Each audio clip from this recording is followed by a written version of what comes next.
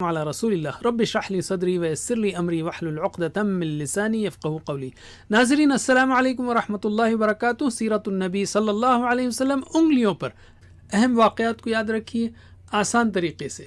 سبق نمبر 2، سیرت کیوں اور کیسے۔ سیرت کیوں پڑھیں؟ نمبر 1، آخرت کی کامیابی کے لیے، اس لیے کہ اللہ کی اطاعت کرنا ہو تو رسول کی اتباع کرنی ہوگی۔ اتباع کا مطلب کیا؟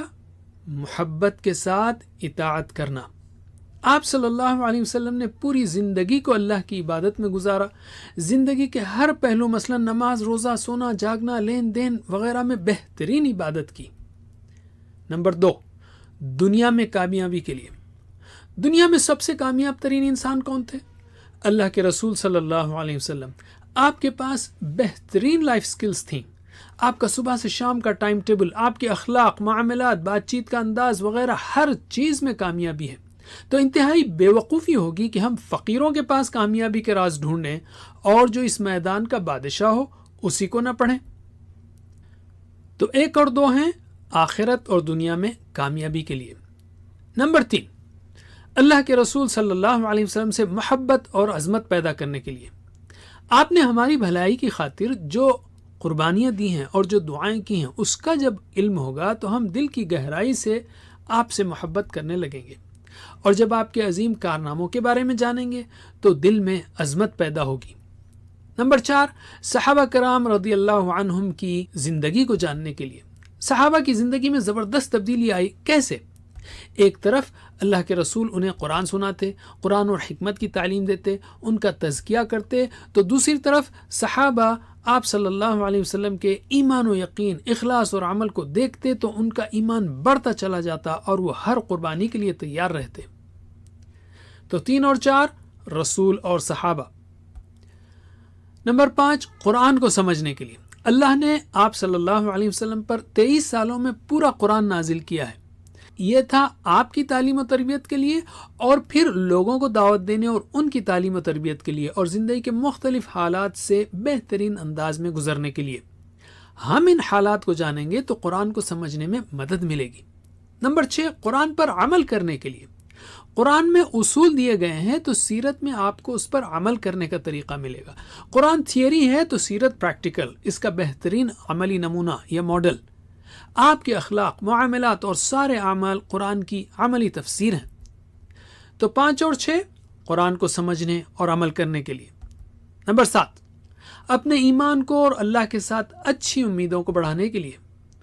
آپ صلی اللہ علیہ وسلم نے اللہ کے بھروسے سخت ترین حالات میں کامیابیاں حاصل کی ہیں۔ اس سے اللہ پر ایمان بڑھتا ہے کہ جو اللہ کی ہدایت پر چلے وہ کبھی ناکام نہیں ہو سکتا، اور آپ کے رسول ہونے پر بھی ایمان بڑھتا ہے کہ عام انسان کو اتنی بڑی کامیابی ہرگز نہیں مل سکتی۔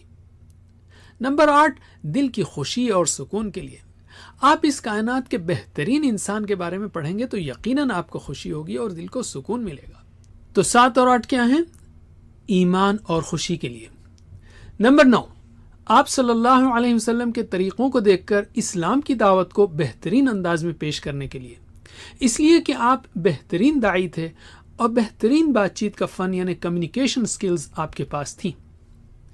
نمبر 10، آپ کے خلاف ہونے والے پروپیگنڈوں کا جواب دینے کے لیے، اس لیے کہ جب علم ہوگا تبھی تو ہم جواب دے سکیں گے۔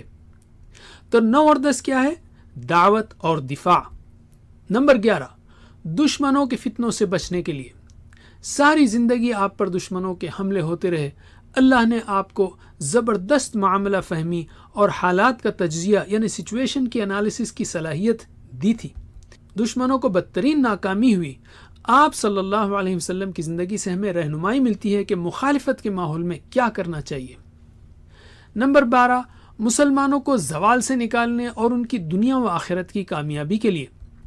آپ صلی اللہ علیہ وسلم نے صرف 23 سال میں قرآن کو لے کر صحابہ کو ایسے تیار کیا کہ 50 سال کے اندر وہ سپر پاور بن گئے اور 1000 سال تک اخلاقی، روحانی، علمی، فکری، معاشی، فوجی، سیاسی میدان میں لیڈر بنے رہے۔